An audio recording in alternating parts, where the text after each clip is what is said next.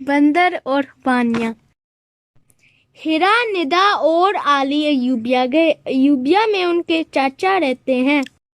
चाचा का घर एक गांव में है। गांव के इर्द गिर्द सरसब्ज पहाड़ हैं। बच्चों को गांव बहुत अच्छा लगा। वो रोजाना गांव की सैर के लिए निकल जाते। उन्हें ऊंचे नीचे रास्तों पर दौड़ना अच्छा लगता। एक दिन जब मौसम बहुत अच्छा था, सब बच्चे नजर बचा कर जंगल की सैर को निकले। सैर करते करते उन्हें खुबानियों के दरख्त नजर आए। हसन बोला, वो देखो, वो दरख्त पर बंदर भी हैं। वो मजे से खुबानियाँ खा रहे हैं। बच्चे बोले, हम भी खुबानियाँ खाएंगे, लेकिन कैसे? खुबानियाँ तो बहुत ऊंची हैं। हसन बोला, अभी तमाशा दिखाता हूँ। उसने बंदरों को अपनी तरफ मुतवज्जा किया और फिर करीब के एक दरख्त की शाख को जोर से हिलाया। बस फिर किया था, बंदरों ने भी खुबानी के दरख्तों की शाखों को जोर से हिलाया। खुबानियाँ जमीन पर गिरने लगी। ये सब बच्चे खुबानियाँ उठाने दौड़े। आहा, मजेदार खुबानियाँ! अरे देखो तो! बच्चों को देखकर बंदर भी खुबानियों की तरफ लपके। भागो आली, भागो हिरा, बचाओ! खुबानी खाने चले। ये लो खुबानियाँ। ना बाबा, तुम ही खाओ। जामुन। गर्मी अपने जोरों पर थी। दोपहर की तेज धूप में कोई बाहर ना निकलता। सब लोग खाना खाकर कुछ देर के लिए सो जाते।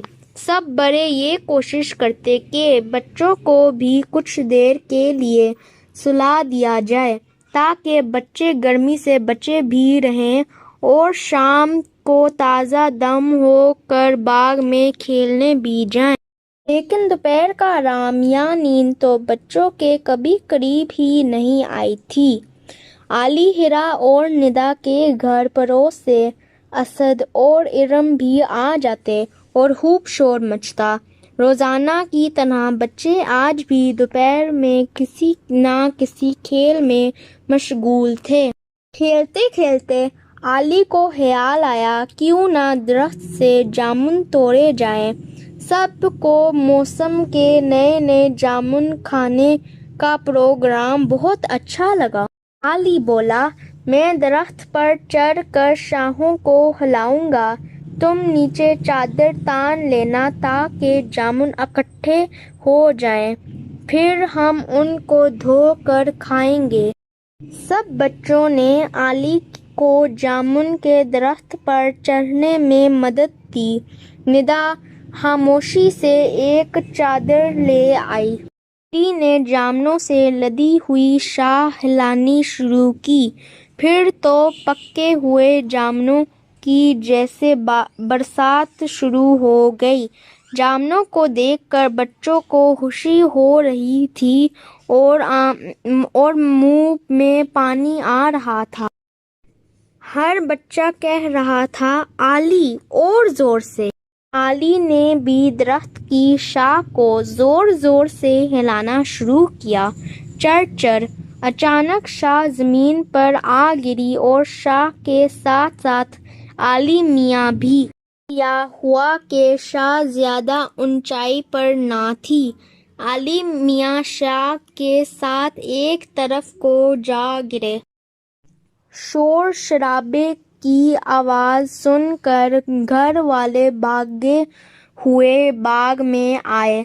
आली मियाँ को देखा तो उनके बाजू और घुटनों पर जख्म आए थे। आली को अंदर ले गईं, जख्मों को साफ किया और उन पर दवा लगाई। बच्चे ये सब देखकर कुछ सहम गए थे। अम्मी अभी नसीहत करने ही वाली थी कि बच्चों की नज़र जामुनों की प्लेट पर पड़ी। وہ سب کچھ بھول کر جامنوں کی پلیٹ پر ٹوٹ پڑے، ان میں آلی بھی تھا۔ سردی۔ ہر موسم کا اپنا رنگ، چلو موسم کے سنگ سنگ۔ جی ہاں، ہر موسم کا اپنا رنگ ہوتا ہے، اپنا مزہ اور اپنا تقاضا ہوتا ہے۔ گرمی میں ہلکے پھلکے اور مدھم رنگوں کے کپڑے استعمال کرتے ہیں، ہلکی غذا کھاتے ہیں۔ بہار میں شور رنگ اور چٹپٹے کھانے عام ہوتے ہیں۔ سردی میں گرم کپڑے اور مزیدار گرما گرم کھانے کا لطف اٹھاتے ہیں۔ اکثر سنا گیا ہے کہ کھانے اور پہننے کا مزہ تو سردیوں میں ہے۔ سردی جو ٹھنڈک لاتی ہے اور گرمی کی شدت کو کم کرتی ہے، اس کا اہتمام اور استقبال ہر جگہ ایک نئے انداز میں ہوتا ہے۔ ہمارے ملک میں بھی سردی کے اپنے رنگ ہیں۔ شہر کراچی میں سردی کے موسم کا پتہ ہی نہیں چلتا۔ سچ پوچھیے تو کراچی میں سردی کا موسم ایک خوشگوار موسم ہوتا ہے۔ ہلکے پھلکے سویٹر پہن لیے یا ہلکی سی شال اوڑھ لی۔ یہاں کبھی کبھی مانگے تانگے کی سردی پڑ جاتی ہے۔ اس کا تعلق کوئٹہ سے آنے والی سرد ہواؤں سے ہوتا ہے۔ کوئٹہ میں شدید سردی پڑتی ہے، درجہ حرارت منفی ہو جاتا ہے۔ وہاں کے بسنے والے شام ڈھلتے ہی گھروں کا رخ کرتے ہیں، بازار بند ہو جاتے ہیں، بجلی گیس کے ہیٹر اور کوئلے کی انگیٹھیاں جلائی جاتی ہیں، آگ تاپی جاتی ہے، خشک میوے کھائے جاتے ہیں، گرم گرم یخنی اور سوپ پسندیدہ غذا بن جاتے ہیں، موٹے سویٹر اور جیکٹ چڑھا لیے جاتے ہیں، اونی چادریں اور مفلر سر اور منہ پر لپیٹ لیے جاتے ہیں۔ لنڈا بازار میں پرانے سویٹر کا بازار گرم ہو جاتا ہے۔ برف باری سونے پہ سہاگا کا کام کرتی ہے۔ کسی زمانے میں یہاں نلوں میں پانی جم جایا کرتا تھا، اب ایسے انتظامات ہو گئے ہیں جن کی وجہ سے نلوں میں پانی تو آ جاتا ہے، لیکن اتنا یہ کہ ہاتھ برف بن جائے اور ناک چہرے سے غائب ہو جائے۔ لاہور میں سردی کوئٹہ کی نسبت کچھ کم ہوتی ہے۔ یہاں کے لوگ سردی خوب مناتے ہیں۔ سردیوں کے اہتمام میں گرم کپڑے بنواتے ہیں، مکئی کی روٹی اور سرسوں کا ساگ پکوایا جاتا ہے، نہاری پائے، انڈوں اور گاجر کے حلووں جیسے کھانوں کا استعمال زیادہ ہوتا ہے۔ گھروں کو گرم رکھنے کے لیے ہیٹر جلائے جاتے ہیں۔ ٹی وی کے گرد بیٹھ کر لحاف بچھونوں میں گھس کر مونگ پھلیاں، ریوڑیاں اور چلگوزے کھانا روز کے مشغلے میں شامل ہوتا ہے۔ سو سو سی سی کرتے ہوئے بازاروں کے چکر لگانا بھی اچھا لگتا ہے۔ لاہور سے اسلام آباد کی طرف بڑھیں تو ٹھنڈک بھی بڑھتی جاتی ہے، کیونکہ یہ شہر مرگلا پہاڑوں کے دامن میں ہے۔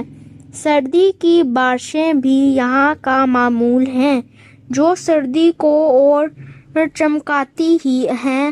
دوسرے شہر کی طرح یہاں سردی کا اہتمام روایتی انداز میں ہوتا ہے۔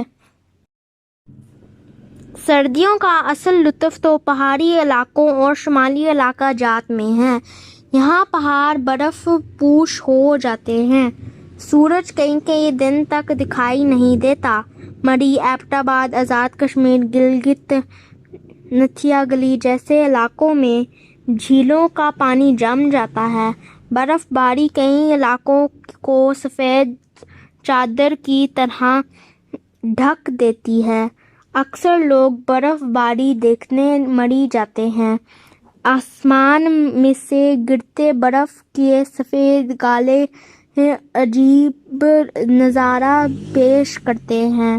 برف باری رکتی ہے تو لوگ باہر نکلتے ہیں، بچے برف کے گولوں سے کھیلتے نظر آتے ہیں۔ مقامی باشندوں کے لباس موٹے موٹے ہوئے ہیں جو اون اور روئی سے بنائے جاتے ہیں۔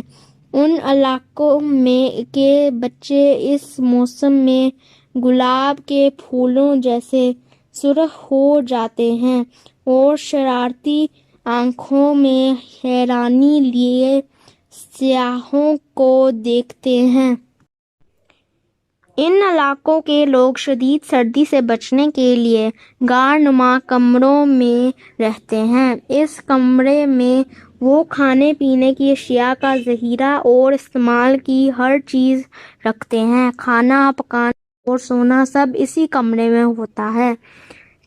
چرواہ ہیں جو گرمیوں میں پہاڑوں پر بھیڑیں چرایا کرتے ہیں، سردیاں آتے ہی وادی میں اتر آتے ہیں۔ یہاں کے لوگ اپنے اپنے علاقے کے مطابق سردیوں کے مخصوص کھانے استعمال کرتے ہیں جو جسمانی حدت کو برقرار رکھنے میں مدد دیتے ہیں۔ اس موسم کے لیے پہلے سے ہی بکرے ذبح کر لٹکا دیتے ہیں۔ بکرے کا گوشت رفتہ رفتہ خشک ہو جاتا ہے۔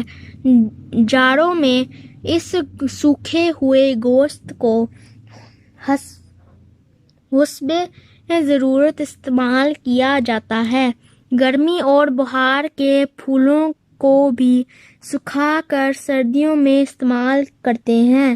اسی طرح رس دار پھول کا رس بھی نکال کر محفوظ کر لیتے ہیں۔ قدرت نے بھی اس موسم کو اپنی نعمتوں سے نوازا ہے۔ سردیوں کے موسم میں سبزیاں اور پھل بکثرت پیدا ہوتے ہیں، بھوک بھی شدت سے لگتی ہے، کھانا بھی جلدی ہضم ہوتا ہے۔ مختصر یہ کہ موسم ایک ہی ہے لیکن مختلف علاقوں میں اس کی شدت، اس کا اہتمام، اس کا انداز اور اس کا رنگ الگ ہیں، اور یہ سارے رنگ ہمارے اپنے ہیں۔